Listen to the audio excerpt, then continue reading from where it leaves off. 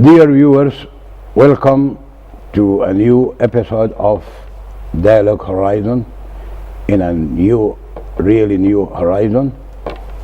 Where we'll try to cover in this 1 hour or so as much as we can about the recent uprising and the change of power in Sudan.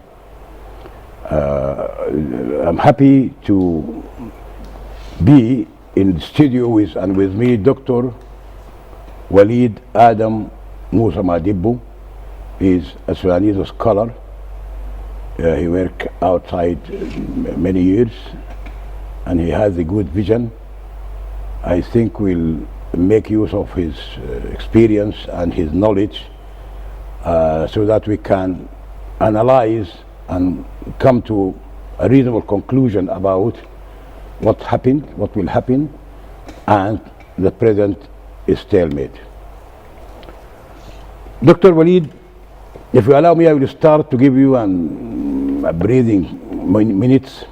I'll start by a very short chronicle about what happened in the last 4 months. As we all know, that this uprising started by the Sudanese Professionals Alliance on the 19th of December last year. They went on coordinated, punctual, well-organized rallies inside almost all parts of the national capital, the state of Khartoum. They did not give up, regardless of the use of excessive force by the security forces and police. They continued their rallies for almost 4 months. The revolution culminated at a point when they decided also timely, they decided on staging a sit-in on the 6th of April of 2019. They were commemorating the uprising of 6th April 1985, which was also successful, and it was done primarily by the trade unions, which is the same alliance of these revolutions. 5 days after the staging, the sit-in, the army decided to align with the revolutionaries and they took over. They started by forming a military council, transition military council. After 24 hours, the council was changed. 2 of its members, the chairman and his deputy, the president, both of them, they resigned. And it continued with the new leadership of Lieutenant General Burhan, as you know, and Lieutenant General Muhammad Hamdan Daglo. After that, other three members also they resigned. People, because the protesters, the revolutionaries, they saw that, or they think that they were part and parcel of the ousted regime. So this is a chronicle which is known to everybody, but it is starting turf for our discussion. I really want you to give us your views about the stalemate, the current stalemate, which is causing a lot of tension and turbulence among everybody, almost everybody. So your vision and your ideas, and then you come to the solutions of this stalemate. Thanks very much, Mr. Abu Haraz. I think if you are asking, more specifically about the stalemate, there are many reasons, but let me just focus more on the paramount, the most important. Yes. These group of professionals, association of professionals, and those who signed on the Declaration of Freedom and Change, they adopted sort of a political activist approach, and it seems that they have experienced difficulty moving from political activism to professional politics, and from professional politics to policy making, because what Sudan needs is a policy-oriented reform, a very strict strategic approach. They should have started with identification of goals, synchronization of resources, and preparation of a communication strategy. Now, what you notice and what everybody noticed, that there isn't any specific communication strategy. You look at the TV, it is sending a different signal from what the radio is sending. The members of the military council, the TMC, themselves are speaking different language. The group that signed on the Declaration of Freedom and Change, Forces of Freedom and Change, they are not unified. So that allowed for a room in which a lot of skepticism started coming out. What they need is, I think what complicated the situation even more is the geostrategic location of Sudan, because now there are different groups from different axes that are trying to influence the internal politics of Sudan. Yeah. But I would want to say that they have wasted a very valuable and critical time in which they should have shown a strict and a stern policy towards the old regime. We are not noticing this. The public is feeling that there are some leniency in the way in which the current council is dealing with the old guards. No one has ever been brought to justice or shown with his or her hands handcuffed. And even now we hear about Umar al-Bashir being accused of money laundering, and this is just a very trivial accusation compared to the genocide that he has committed in Darfur. The regime itself has not made a clear declaration. It has not made any recognition. I mean, formally speaking, they have not formally recognized the genocide. So that opens the door and leaves the room for a lot of skepticism about the intentions of the TMC itself, the Transitional Military Council. Is it just a continuity of the old regime? Is this a coup d'etat, a white one? What is it exactly that they are doing?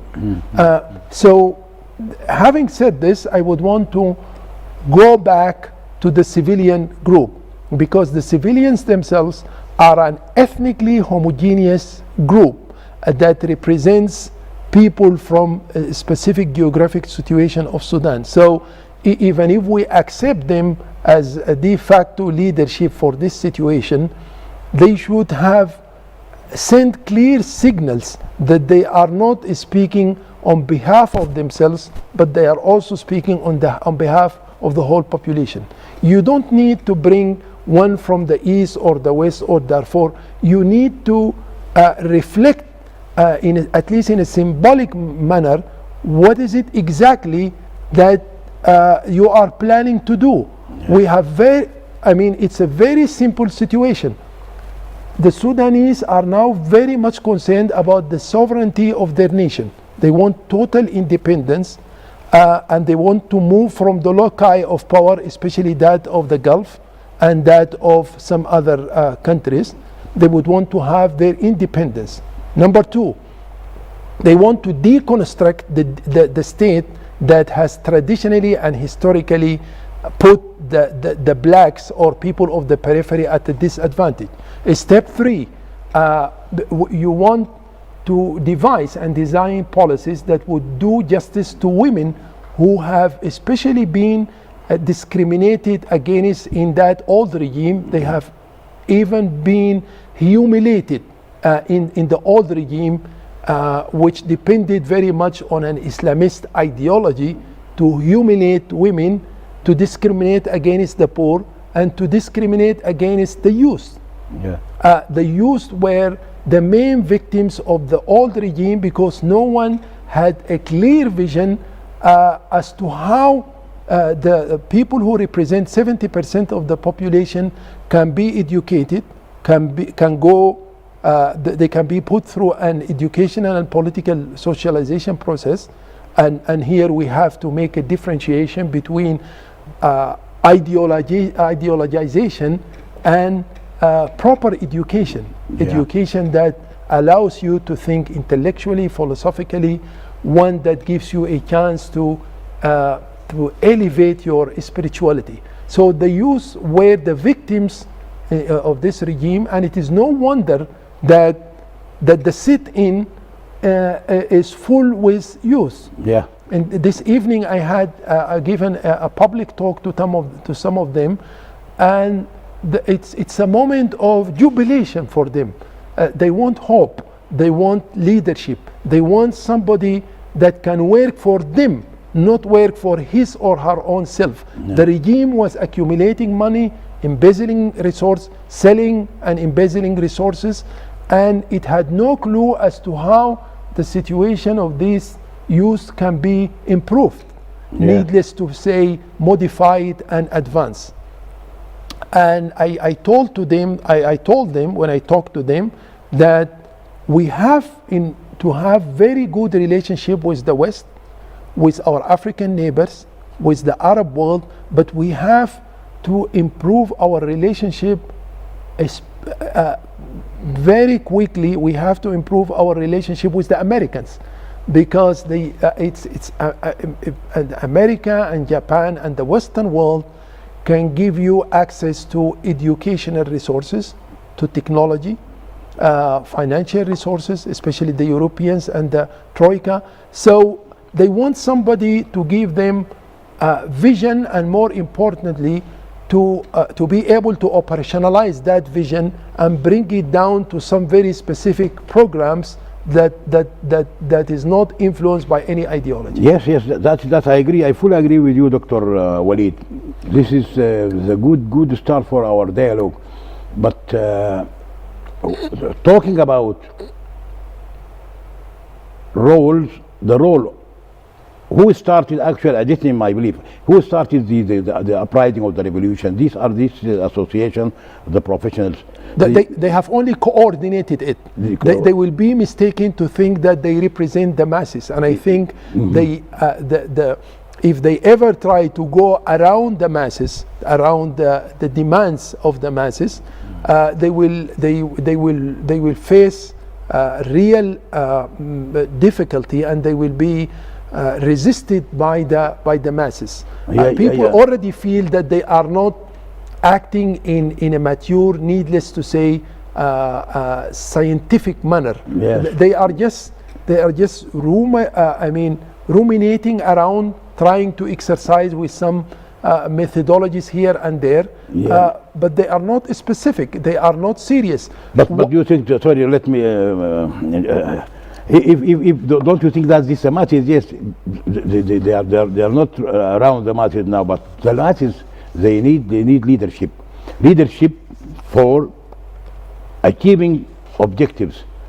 Who is supposed to prepare the objectives? I think these are the leaders, which are these professionals who started the uprising, the whole uprising. Yeah, that is why I think they should have started by priorities. Yes. So can you tell us what about the priorities, which they could have started with these priorities? They could have circumvented this stalemate of who is to be in the presidential council, who is to be in the council of ministers. So I think there was a gap. Yeah, but when the army aligned with the revolution, the army is not supposed to have the objectives or to have the aligned. They can be led by the forces, by these people. But before I lose my thought here, that's a very good point. But see, before we talk about the internal dynamics of people who signed on the Forces of Declaration and Freedom, I would want to speak about the TMC, the Transitional Military Council. Umar Zain Abdin, who was in charge of the political committee, yes. he tried to be inclusive, and in the process he opened the door to some spoilers, groups who had no interest in influencing any transformation, quick and instant transformation to democracy. So he opened the door to some criminals who were just yesterday part of the old parliament that was willing to extend the term for Umar al-Bashir. So in the name of inclusivity, he opened the door for spoilers. By so doing, he diluted the whole process. I'm not sure if he has done this intentionally or was it just haphazardly, but I think it was done intentionally because it would have given the TMC a chance to reconstruct the whole political scene in a way that allows the old guards, Mu'tamar al-Sha'bi and Mu'tamar al-Watani, the Islamist groups, to come back to power with a new veil. This caused the real damage. I mean, if the coaches of football say that the host team should score in the first 15 minutes, we have wasted those 15 minutes by the gimmicks played by Umar Zain Abdin and his group. Thanks God they've already submitted their resignation and it was accepted. Now let me go back to the civilians. Okay. The civilians themselves, the army should have just continued with the association of professionals, because they already had a proposed a document for the constitution. It's a very well written one. They should have just immediately started by looking at that, but instead they brought in, it was not their mistake, some groups were imposed part of the Declaration of Forces of Freedom and Change, and those people were part of the soft landing strategy that was started, formulated by the Europeans and spearheaded by the Americans. But that was before the revolution. After the revolution, you should have completely overlooked that group, especially the one that was concerned with giving this regime longer period of time, even worse, allowing Umar al-Bashir a second term. To come directly to your question, both groups played the wrong tactics. They wasted the first 15 minutes. Important 15 minutes.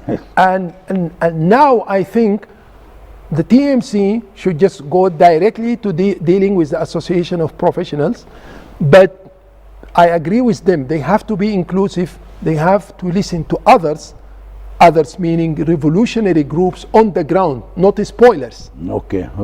But by so doing, we would just save a lot of time. Mr. Abu Haraz, why should it take this long time for them to recruit a prime minister? Just one single man or woman to be at the head. If people feel that they have a man with integrity, a woman with some distinction or whatever, they would feel that they are guarded. Yes, sure. But not to have any leader for like 3 weeks.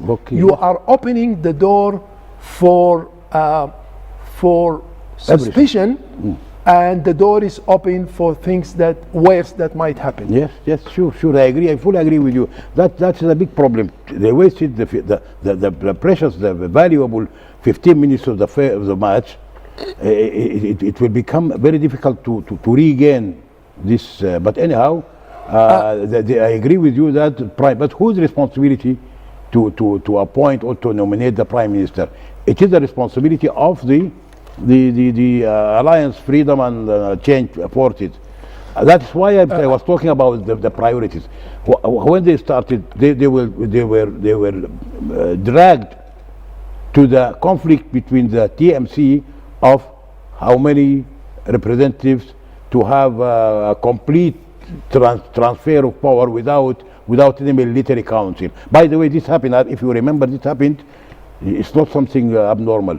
It happened in 1964 after the October Revolution. Yeah. When I remember when Aboud, after the uprising, people took to the street of the assassination, killing of Al-Ghurashi in the University of Khartoum, the barracks on the 21st of October 1964. When after 5 days, when Aboud saw the people were being killed on the south side of the palace, now called the Shuhada, Sahat Shuhada, he, without going to any person in his council, he said, now, he said, I remember his words. He said, dear compatriots, have told you in many previous occasions that when your gallant army assumed rule, it was not intending to stay in power forever.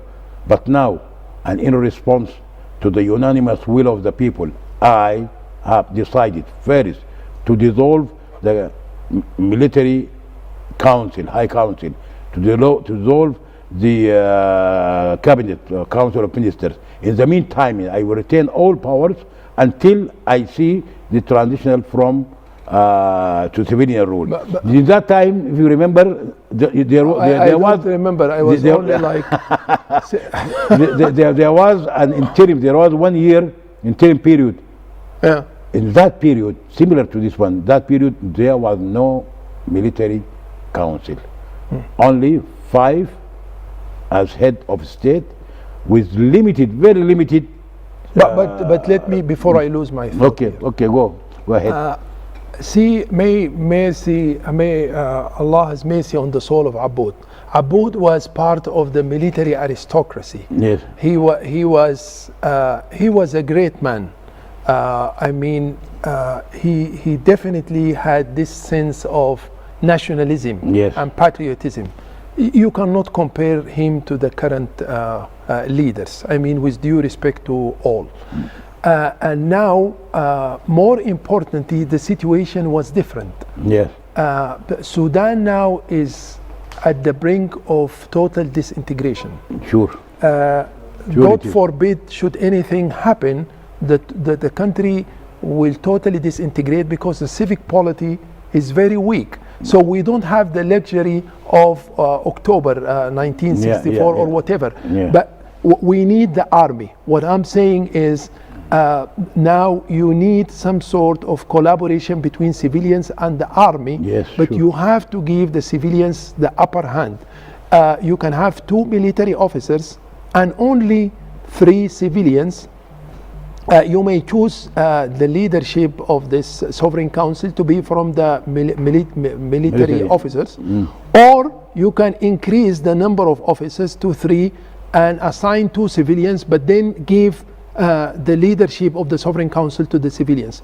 Whatever we do, we need some sort of collaboration because there is now a political, military, and intellectual and cultural vacuum in Sudan. We have to face this. We have to, yes. We have to be very realistic. The situation is different from the time of Aboud. Yes. But see, the civilians, even then, at the time of Aboud, they were very keen in assigning a prime minister who can be remote controlled.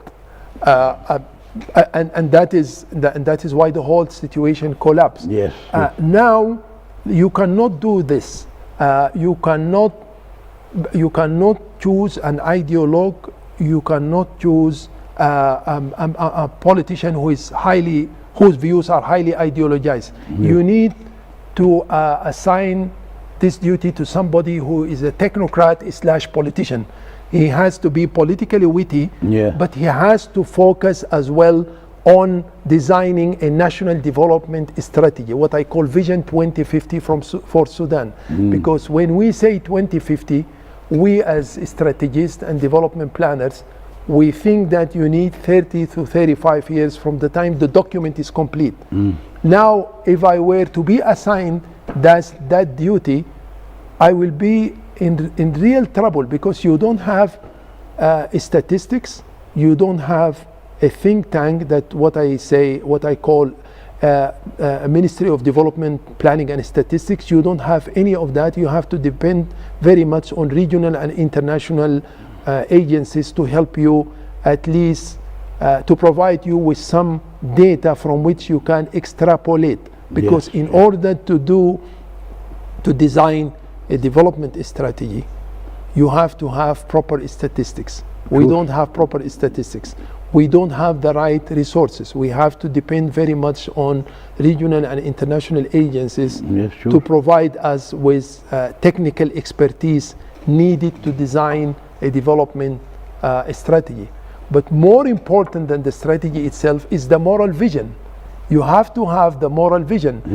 You have to look at the map and realize that Sudan can no longer be ruled without a federal democratic system. We're not going back to that liberal democratic system. But you also have to do some sort of constitutional engineering. You have, I mean, when we speak about governance with capital G, we talk more about representativeness and effectiveness. Now, the so-called modernist groups, they have this high level of effectiveness. They have new thinking, new way of thinking, but you cannot ignore the traditionalist groups, especially in a country whose illiteracy rate is above 50%. Yes.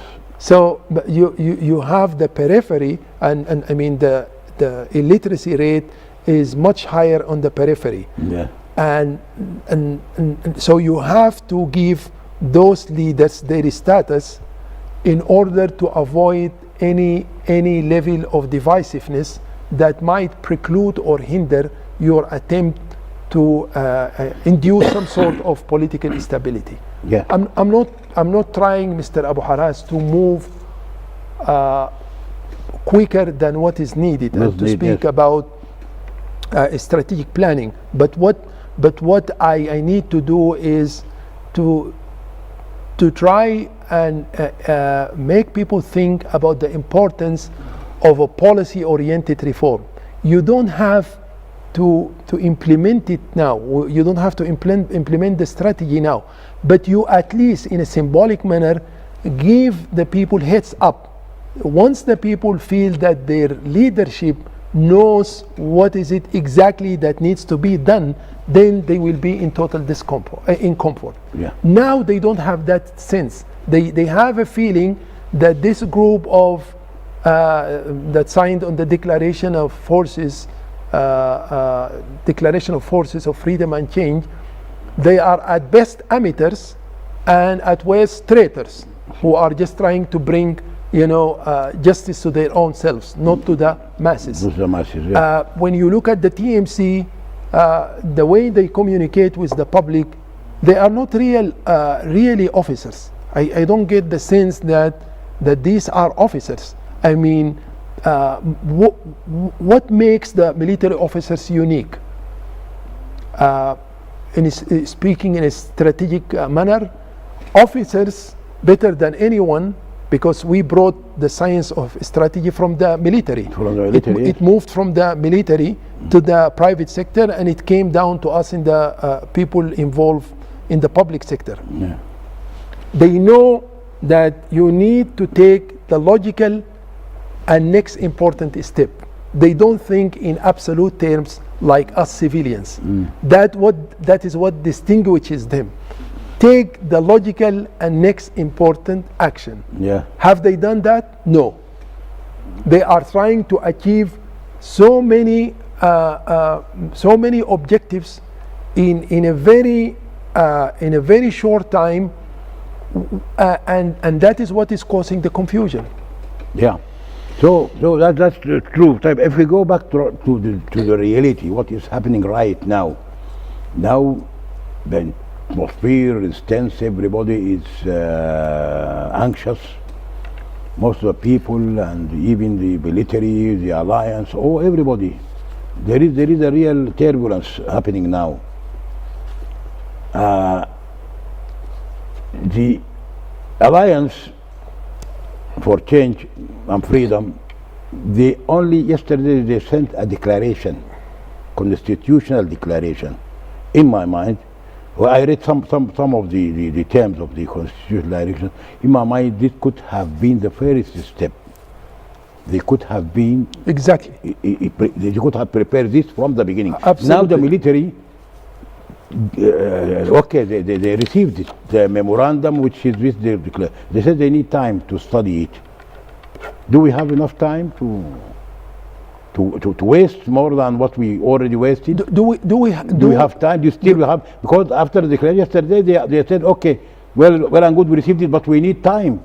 Yeah, see, We don't know. But the question is, do they have the right skills and expertise needed to look at this document and critique it in a proper manner? That is the question. Yes. I don't think that that this is the officers, by their profession and their training, they are not equipped to look at this document in a critical manner.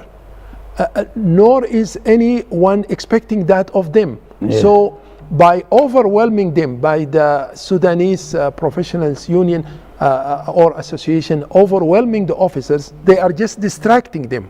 Yes. Once you assign, see the officers now, they say that we need 6, 7 to be in the Sovereign Council. Why do they need 7? They have officers who are in charge of committees that tomorrow, once the Prime Minister is assigned or recruited, it will be his duty to take care of the economy. So Yes. you don't need you have a Minister of Economics and Finance. You Yeah. don't need you don't need a military man to be heading the Economics Committee. You don't need somebody to have a political committee. Yes. You don't need a spokesman, because you have the Prime Minister, he can assign a spokesperson. So the officers themselves are overwhelming themselves. They are extending their domain unnecessarily, and the more that these civilians provide them with documents to critique, the more that they establish this sort of a hierarchical relationship. Yeah. They are not politically witty. I won't give you any document. We just need the Sovereign Council to be recruited. You need a Prime Minister, and whatever else, whatever domains that you have already extend your arms at, or your legs, is going to be the duty of the Prime Minister. The Prime Minister. Speaking about post-conflict resolution and peacemaking, criminal justice, socio-economic development, diplomacy, name it.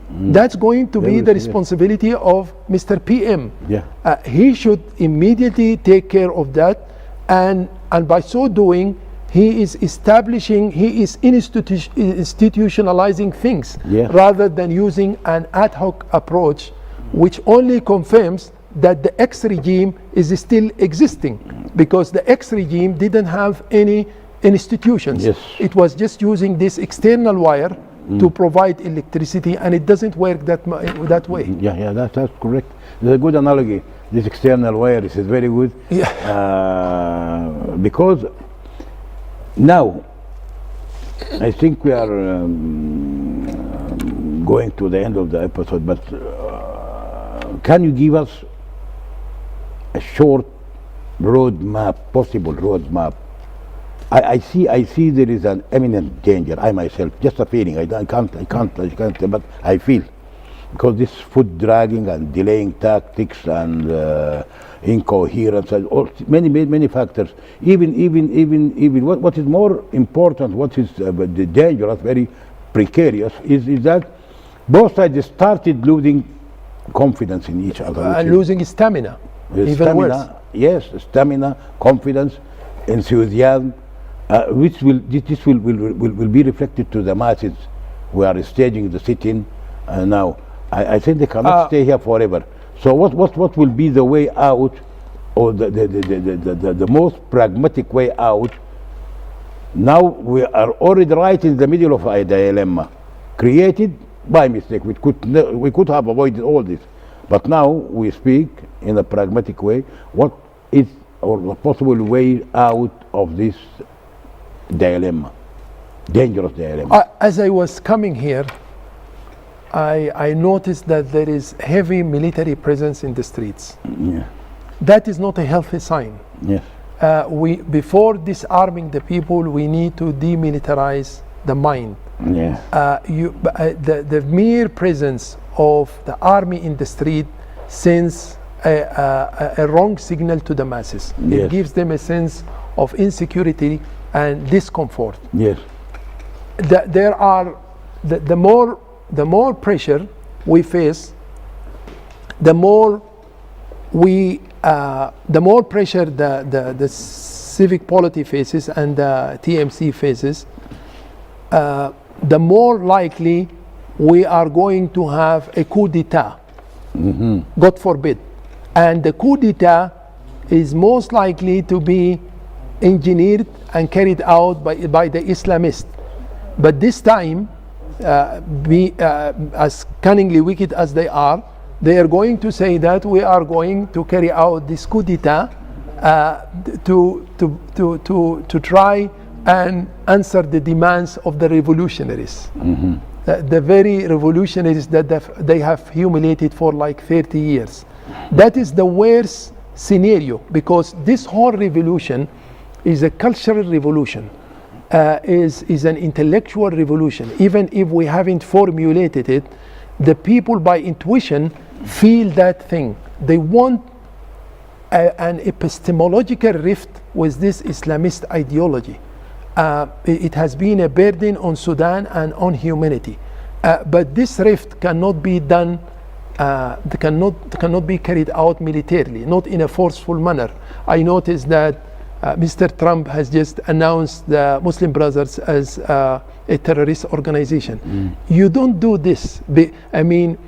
Cultural and social and political challenges cannot be faced militarily, because if you do that, then you eliminate the discourse that is supposed to enlighten both sides, the left and the right, at a horizontal level. And now the focus is now on the tension between the center and the periphery. So you even eliminate that dynamics, and you lose focus on development. To make the story short, they have very limited time in which to move. Mr. Burhan and Mr. Hemeti, they are running out of time. If they try to go around the demands of the masses, they will face this hard rock of economics. And you know, Mr. Abu Haraz, that we need about $4 million on daily basis to provide crude that is needed to generate electricity. And that electricity can only be purchased by $400,000. So for how long can you continue paying such deficit? This is not a child play. This is a serious matter. As for the civilians, they are running out of time, because people already on the ground, on the sit-in, they realize that they are playing gimmicks to serve their own interest and not the interests of the masses. If I were in the position of Burhan and Hemeti, I would immediately pull the rug from under the feet of those spoilers and those amateurs, what I call amateur politicians, and I would assign a prime minister after very quick consultation with the masses. I mean, you can do it. There is only 1.5 million in the sit-in. I will send 3 names, let the people choose from them, assign 3 names for the council, and just move along with looking and critiquing this declaration about, the constitution, the proposed constitution document. This is a very well written document. So they need to deal mainly with the association of professionals. They should not limit their choice of the prime minister to such group. They need to recruit tomorrow, tonight before tomorrow. They need to recruit the prime minister. They need to put the council, only 5 people, because we need a small effective government. You cannot choose 10 or 15 members in the sovereign council, because what is needed of the council is just for people to see themselves in that mirror. You look at Malaysia, they have the Sultan. They only succeeded in ending the war once they established this sovereign council, and for each region they chose a representative, and it goes rotationally. You will be the Sultan this year, and the year after I will be the Sultan. Yeah. And things from that point on moved in the right direction. But I think yes, this is a good, a very daring and very new idea which you advise or you are putting on to Burhan and Habibti. But don't you think that these masses, Dr. Waleed, masses are strictly and adamantly following the directions of this alliance? Not the alliance. The alliance is, I disagree with you. Not the alliance. Why? The union, whom are they following? Association of, I mean, these people are not politicized. 85% of the people on the ground don't belong to any political parties. Nor do they recognize, the spoilers and the brokers, political brokers. They eliminate the spoiler broker, they leave them, but we talk about the... No, association of professionals, yes. These are people who so far has shown some seriousness, some genuinity, and they dealt with the matter in a very professional manner. So they need, the TMC need to focus more on dealing with the professionals. They need to consult, heavyweight intellectuals / politicians whom I don't see in the picture. I only see some mediocres. There is a high level of mediocrity now in town. You get proposals from people who should be in court. They should be handcuffed. People who dealt with money laundering, people who have seriously and negatively contributed to destroying the Sudanese economy. Why would the TMC accept proposals from people who are considered criminals in the eye of the public? You need to eliminate this nonsense. Bring some heavyweight professionals and politicians, consult them in very specific manners, and move ahead with the association of professionals. Send some, bring 40 representatives from the youth in the sit-in, and they have to be representative of different parts of Sudan, Nuba, Darfur, the northern part of the country, the east and the center, and you move ahead in a very coercive manner, not force. Coercion is different from force, and persuasion is different from ideology. Move ahead in a very coercive and persuasive manner. Leave no room for mediocrity. So yes, I agree. If we talk now about the leadership, now we have leadership, we can call it twin leadership. The first which really started the whole process on the 19th of December, this was the professionals. Yes. Of the professionals. Yes. At the first stage, they were aligned by the Association of Freedom and Change, which they jumped, Mr. Abu Haras, they jumped on the wagon later on. So we are about to reach a conclusion that now the parties or these who jumped over the wagon are causing, deliberately or not deliberately, they are causing this confusion. Let us call it confusion. So you as a shortcut, you believe that the TMC should go directly to the professionals who started the whole thing, and the role of the parties later after the traditional period. Any which way, the Union of Professionals, with due respect to them, they don't have a good grasp of the country's historical and social map. You need to bring heavyweight intellectuals / politicians, and we have them. Ali Mahmoud Hassanin is there, Mahdi Amin al-Tom is there, Kamal al-Juzuli is there, Al-Shafiq Khidr is there, Sharif Harir is there, Usman al-Nawai, Umar Shirkiyan. I would do this thing in less than half an hour. Bring a group of 10 people who can give you valuable advice. Now, you don't need to consult amateurs who are in the process of learning. especially when it comes to, to decisions that will determine the destiny of such great nation. Yeah. I don't mean to belittling anyone. I'm just trying to be decisive. When you have, it's just like, somebody being shot by a gun, and you have the bullet somewhere in between the heart and it's in the chest. The doctor goes into the operation room. He doesn't have the luxury to consult his mother, his wife, extended family, to decide upon the probability of this patient's life by attempting to take the bullet. You have to take the bullet and see what's going to. You have to make an attempt to salvage the process. But you cannot just wait forever, knowing that Ramadan is coming, the economic bill is waiting for you. It's just the map. The world is the regional powers are trying to spoil the whole process. So you need to be very decisive. So you think now we are left with only maybe 4 or 5 minutes to wrap up and to come to a conclusion, which from your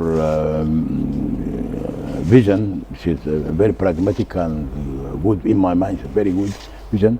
Now, the only way out of this dilemma is to resort to shortcuts.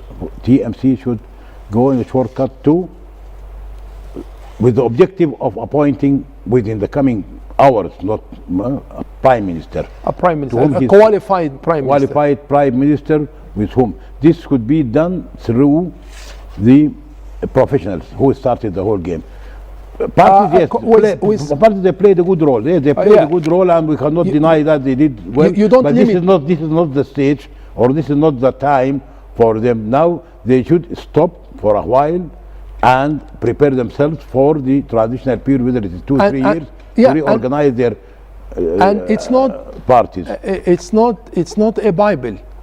Choose a prime minister, even if it's only 6 months. At least it will create a room of comfort. Yes, people will know that the husband is there. He's trying to help put bread on the table. And, but for you to think that the country is being run by amateurs or people at least who are not specialized in economics, in environmental degradation, that is very discomforting, because governance has become a very complicated and sophisticated science. Yes. You cannot leave it to non-specialized people at best, or amateurs at worst. So there's people, this is the last point, that people now remind me of the people now they are using the term of technocrats. Don't you think that technocrats, they need a further, not definition, but they have to add something else, technocrat with experience. Now people are talking about technocrats. When bring a technocrat with the mediocre, he will not shine. He will not shine. So technocrat as a word, the technocrat, I totally disagree with this whole issue. The definition of a technocrat, I think it's very well known. Yes. You cannot and you should not think that the technocrat is going to provide you with a transformative vision. Yes. He or she is not going to be a panacea for all ills. You need if you look at Mahathir, whom I like and respect very much, or Mandela, or whatever the guy of Philippines and Singapore, great leaders who have brought their nations out of political quagmire. They have done it by being honest and being pragmatic. The technocrat is an operational person. You need a technocrat /politician. You need somebody to provide the political vision. I call it the moral vision. And once he has that vision, then he will help, others will help him operationalize that vision, design a national development strategy, and then The last stage are the technocrats. Yes. You cannot start with the With the technocrat technocrat. thinking that he is going to be a panacea for all ills. That is what I intended to hear from you. It is very good. Now, dear viewers, That's what I intended to say. yes, this is very good. Dear viewers, now we come to the end of this episode. It was a very, in my mind, very good, very informative with Dr. وليد Madibu, and hope to see you next time with a prime minister in the country and with stability, safety, security to all people of Sudan. Thank you very much. Thank you.